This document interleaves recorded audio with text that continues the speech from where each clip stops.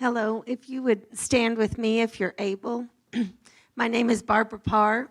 I'm a member here at Redeemer Church, and I also attend the Valley Meadow regroup with Sam and Paige Stroud. If you're not in a regroup, we'd love to have you join us. It's a great time to get other people and encourage each other. We're going to be reading in 1 Samuel chapter 7, verses 9 through 15. Then Samuel took a young lamb and offered it as a whole burnt offering to the Lord. He cried out to the Lord on behalf of Israel, and the Lord answered him. Samuel was offering the burnt offering as the Philistines approached to fight against Israel. The Lord thundered loudly against the Philistines that day and threw them into such confusion that they were defeated by Israel. Then the men of Israel charged out of Mizpah and pursued the Philistines, striking them down all the way to a place below Beth-kar. Afterward, Samuel took a stone and set it upright between Mizpah and Shin. He named it Ebenezer, explaining, "The Lord has helped us to this point." So the Philistines were subdued and did not invade Israel's territory again. The Lord's hand was against the Philistines all of Samuel's life. The cities from Ekron to Gath, which they had taken from Israel, were restored. Israel even rescued their surrounding territories from Philistine control. There was also peace between Israel and the Amorites. Samuel judged Israel throughout his life. This is the word of the Lord.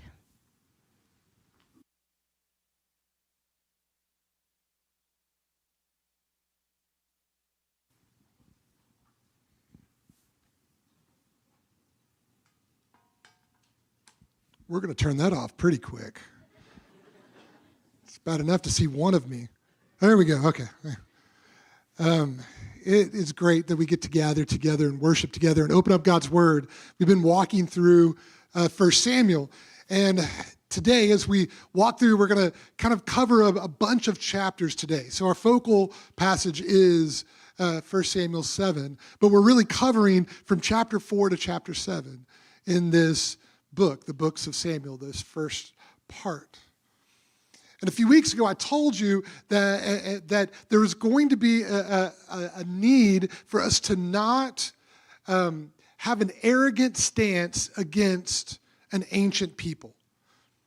Because this book is talking about people who have never driven a car, who've never surfed the internet, who've never had the Encyclopedia Britannica. This is a group of people that we could look at and have what C.S. Lewis calls a chronological snobbery against them, where we look at them and go, well, those are ancient, primitive people. They're not refined and educated and modern like us. Well, today's story is one of those opportunities. Today's story is one of those opportunities that we can choose to kind of get out of the passage and kind of get ourselves outside of it if we demean these people in the Bible. That we say that they're unenlightened. They didn't understand how atoms work. They didn't understand DNA. They didn't understand how they worshipped gods that they thought are what controlled the harvest and agriculture. And we go, we understand, and we understand how all of that works. Norman, Oklahoma is going to have a museum of meteorology. It's part of this $1 billion thing that they're about to build over on Rock Creek. And for some of you in here, I know like 3, you're like, that's pretty amazing. One of them just laughed. Anyway, for the rest of us, I just want to put forth, you don't know anything about meteorology either.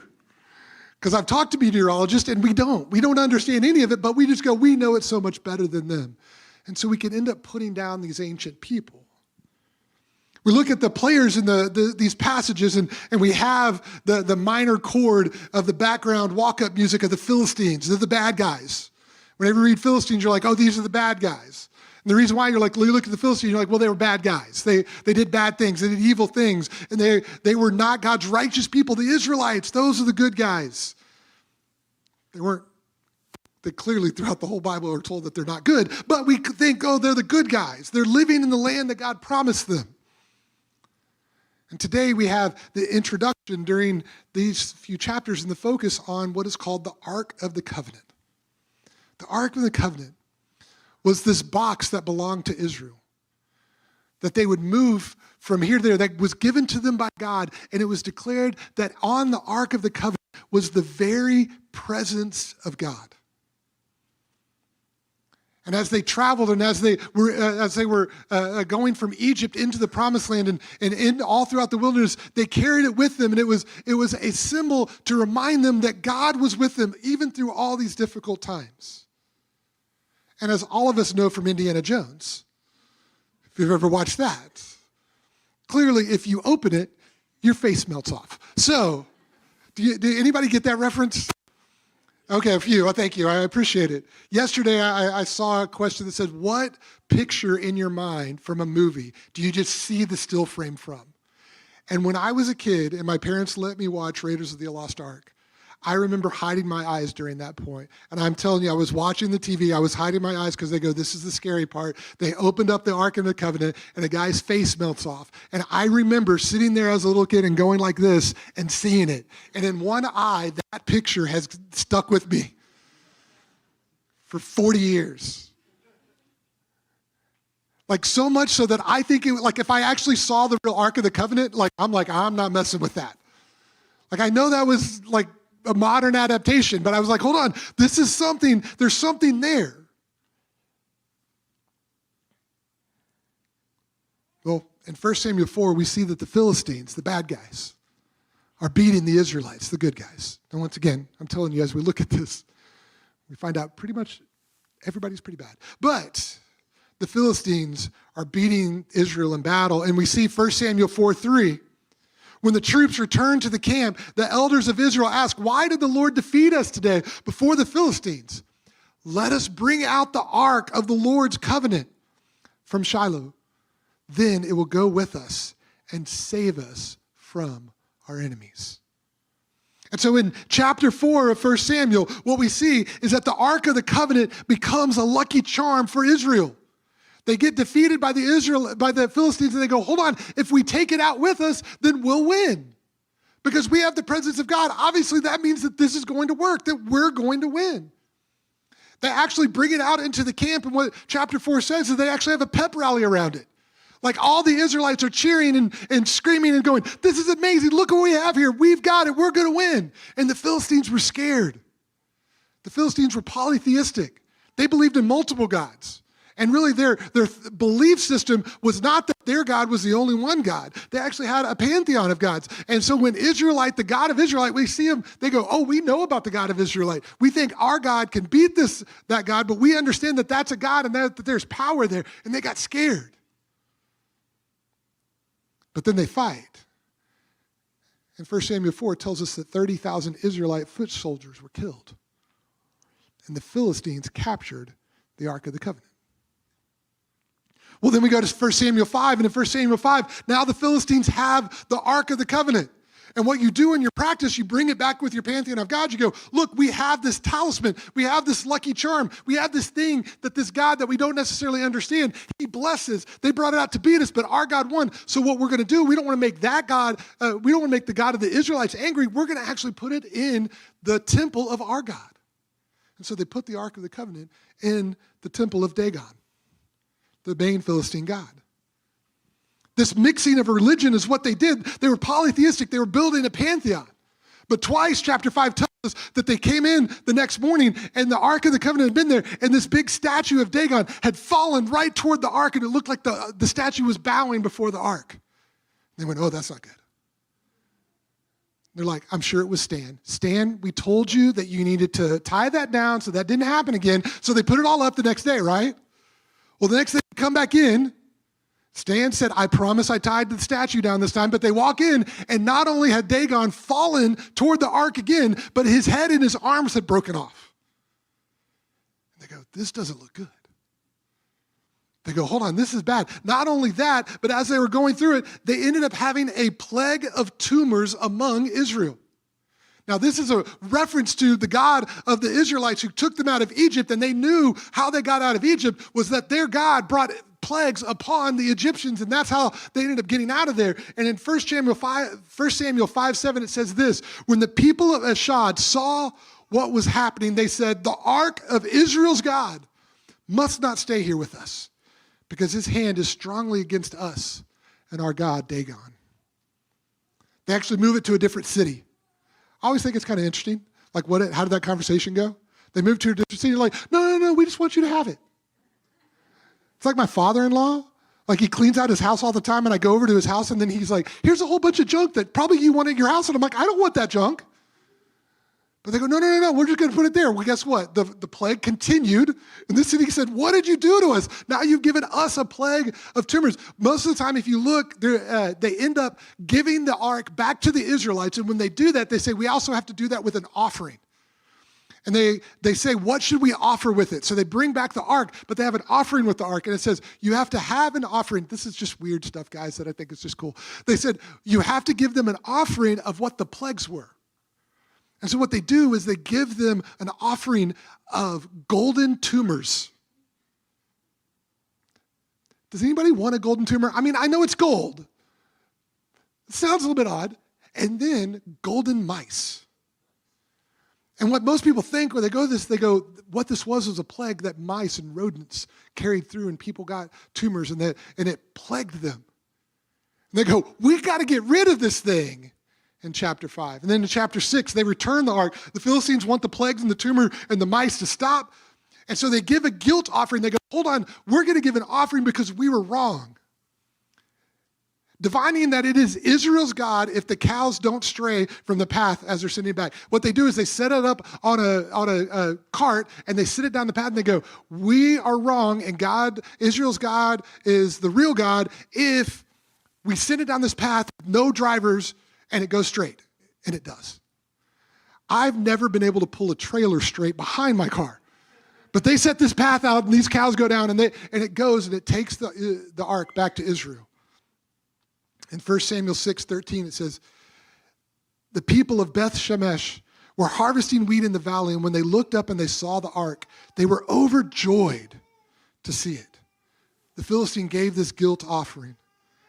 And 1 Samuel 6:19 and 20 says this: God struck down the people of Bethsheba because they looked inside the ark of the Lord. He struck down 70 persons. The people mourned because the Lord struck them with a great slaughter. This is Israelite people. The people of Beth Shemesh said, who is able to stand in the presence of the Lord, his holy God, to whom the ark shall go from here? I don't want to dodge difficult passages. And so though we're focusing on chapter 7, I didn't want to dodge this, because this happened is that the Ark of the Covenant came back to Israel, and they were rejoicing in it. They actually gave a burnt offering to say, God is God. And we're going to talk about burnt offerings here a little bit more in a little bit. But it says they looked into the ark, and because of that, 70 people were killed.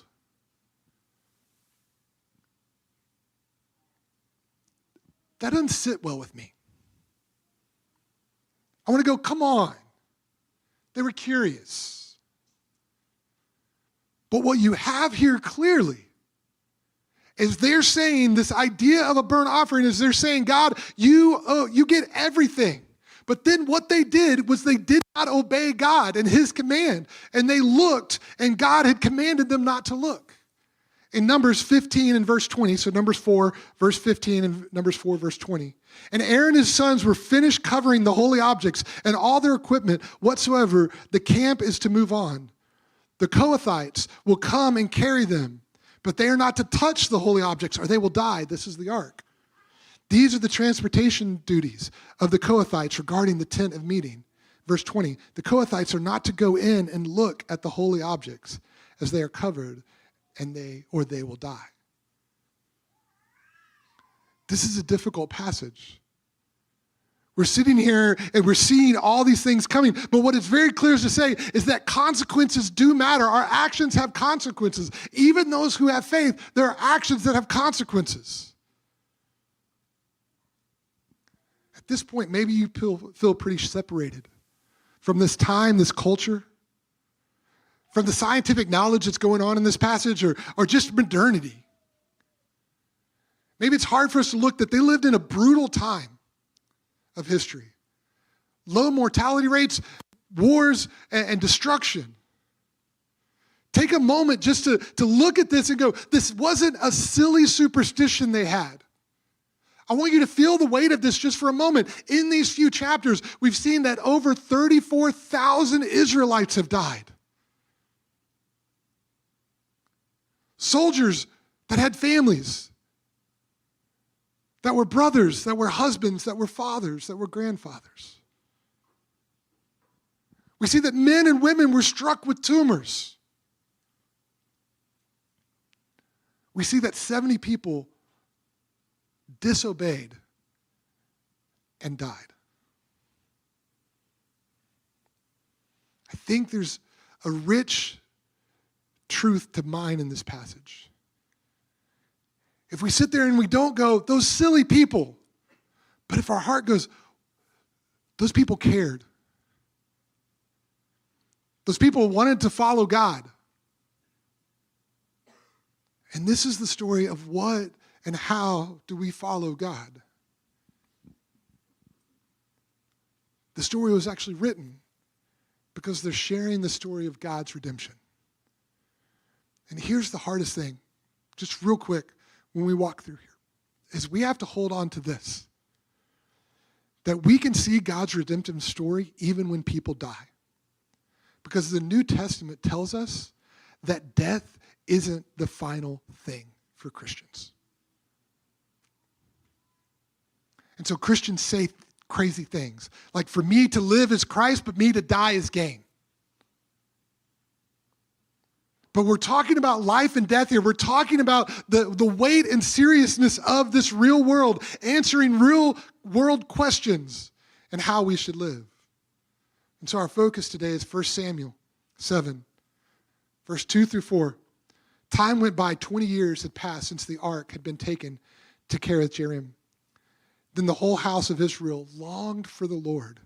Samuel told them, if you are returning to the Lord with all your heart, get rid of the foreign gods and the Ashtoreths who are among you. Set your hearts on the Lord. Worship only him. Then he will rescue you from the Philistines. So the Israelites removed the Baals and the Ashtoreths, and they worshiped the Lord. This passage is to a group of people that we see here in chapter 7 are longing to be with the Lord. Longing to worship God, longing to have this world and all of its mess to understand. And that's what the story of the books of Samuel are. And the question that we're going to see in chapter 7 in this story is this. Is your faith in the Lord a faith that is of surrender or of something else? See, it seems like the question in this section is this. Is your faith transactional? Is your faith convenient? Is your faith comfortable? Is your faith just useful? Or is your faith a faith of complete and total surrender? See, when faith isn't transactional, convenient, comfortable, or useful, when it's not, when those things, when it's not, you can't find a purpose for it. Does it fade, dissipate, or do you put it on the back burner? What we see here in chapter 7 is the people of God longing to be with God and repenting and turning back to God. And so chapter 7, there's two things I want us to be able to understand. The first is burnt offering, and the second is Ebenezer. Both of these found in chapter 7. Let's look at 1 Samuel chapter 7, verse 9. Then Samuel took a young lamb, and he offered it as a whole burnt offering to the Lord. He cried out to the Lord on behalf of Israel, and the Lord answered him. You're going to see all throughout Scripture, we've already seen today, two different types of offerings that the Bible talks about. There's 5 total, but we see 2 in this passage. We already saw a guilt offering, which makes a little bit of sense. I did something wrong, and so I'm going to try to pay it back. I'm going to try to make amends. I'm going to offer something for my guilt. But in the Leviticus, the ascension offering, the burnt offering, is first. Then there's a guilt offering, a peace offering, a purification offering, and a gift offering. The ascension offering, this first one, is listed because it is foundational to the other kinds of offering. It's called the ascension because it's the translation for olah, the Hebrew word olah, which simply means to go up. Its name, because it's the focal point of this offering, was that the smoke would rise up from the burning offering toward heaven. It was offered every morning and evening at the tabernacle and at the temple to mark the boundaries between day and night. With most offerings, only part of the animal would be burnt up. And it was part that would be saved to feed the priests and those who offered it. The olah involved burning the entire animal, which is what we see here. Samuel took a lamb and he offered it as a whole olah offering to the Lord. However, the olah involved burning the entire animal because it represented costly and total surrender to Yahweh. See, Samuel isn't doing a special ritual here. See, we can get caught because they brought the Ark of the Covenant out. They're like, special testament, good luck, religion, everything's going to be okay. And then it didn't work, and oh no, now it's a curse. And we can kind of get into a monkey hand thing of here, like, oh no, what? Like, and we can kind of start following these superstitions. And what Samuel leads them to, he goes, you've come and you're longing for God. Let me tell you what we're going to do. We're going to do what we do every day, which is offer all of our day to God. See, Israel's longing to come back. We see that in chapter 7, Samuel judges them and calls them to be fully devoted. And the simplicity of this is striking. Even in the Old Testament, I put forth that what the Bible tells us is this is not about what we do. It is about surrender. Our actions will be judged and will be found wanting. Look at verse 5 and 6. Samuel, gather all the mitzvah, and I will pray to the Lord on your behalf. And when they gathered at mitzvah, they drew water and poured it out to the Lord's presence, and they fasted that day. And there they confessed, we have sinned against the Lord. And Samuel judged the Israelites at Mizpah. They didn't do anything. They turned to God, and they had a burnt offering that was like, and when we surrender everything to him. Just reminds me of an old saying. It's from an old song. It says, though I take 1,000 steps away, it is only one step back. Though we sin, and there's consequences to our sin, and we understand how sin causes devastation and brokenness in this world, what it does, the Bible continually tells us, is that our repentance is one step. It is turning back to God and saying, hear God. But the hear God is everything.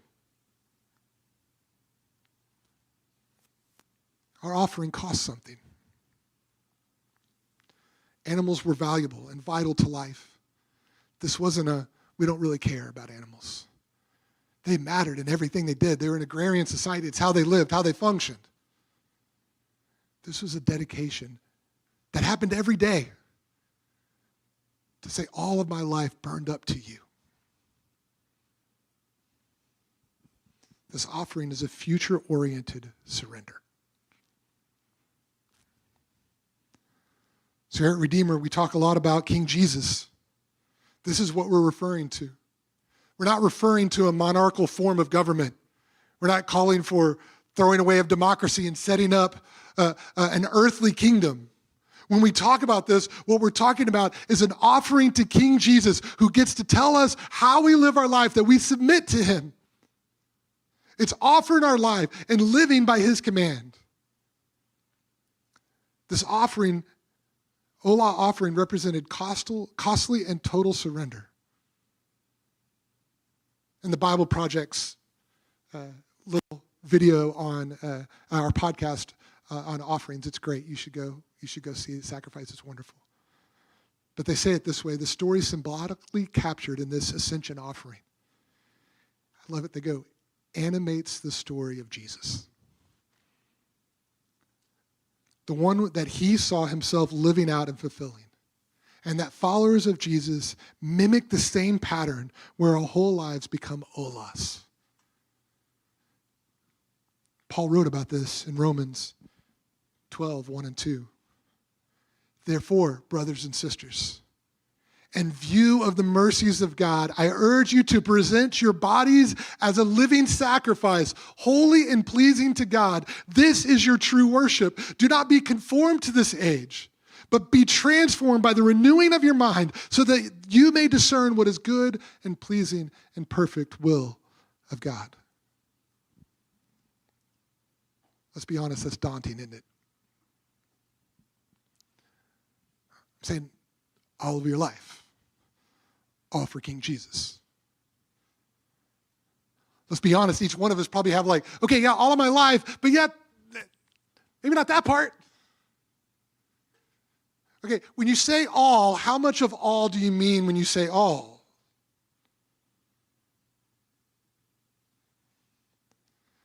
It's daunting. But in 1 Samuel 7, 12, and we'll look at 8 next week, and 8 next week, Israel gets it so wrong. But in 7, what they're trying to do is going, hold on, turn to God, give everything to God. God will guide us. God will direct us. We can obey him. He can lead us. He is our God. He is our king. And they go searching for another king. But in chapter 7, before they go searching for another king, look at verse 12. Afterwards, Samuel took a stone and he set it upright between Mizpah and Shan. He named it Ebenezer, explaining, the Lord has helped us up to this point. The Lord has helped us to this point. The Ebenezer means the Lord's help is here. What Samuel was doing was saying, listen, you give it all to him, God's help is here. It is you offer everything to a God whose help is here. He renamed the place, God's help is here. And so, church, what I tell you, all of life, all for King Jesus. And the help of God is here. You go, but hold on, my sin was great. His love is greater. My shame was wide. His arms were wider.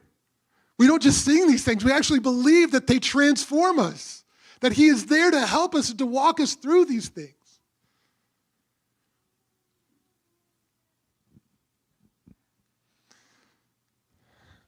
End with 2 things.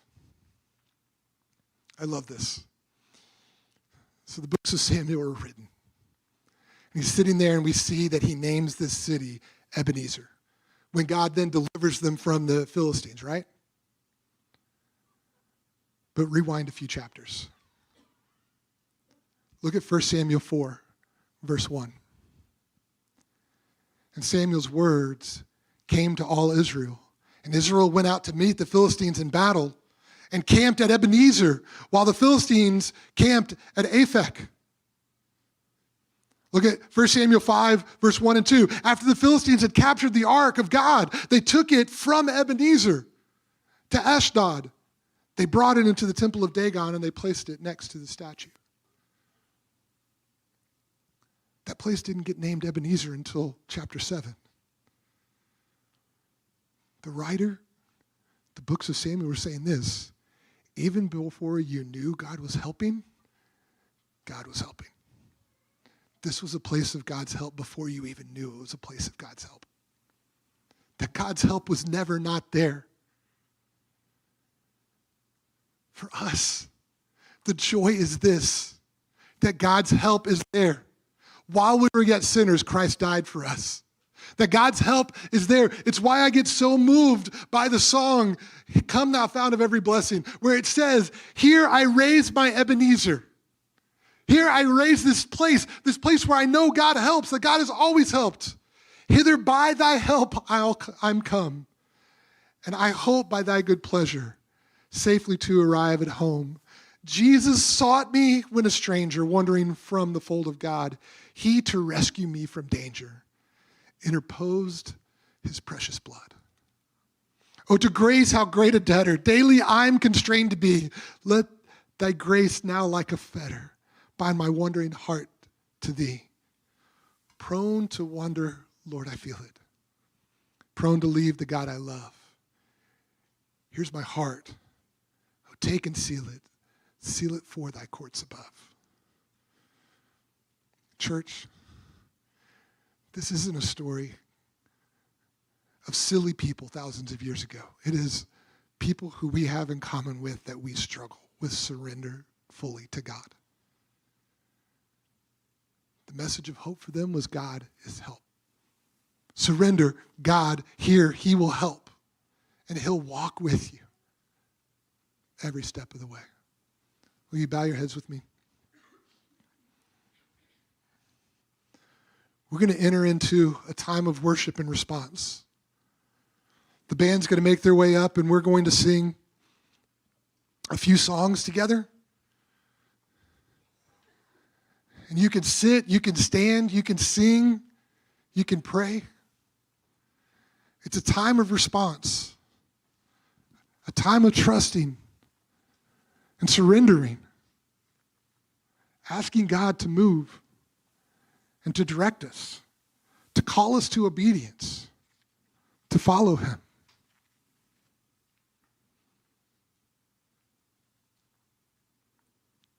God, may our hearts be open and tender to you today during this time. In your name.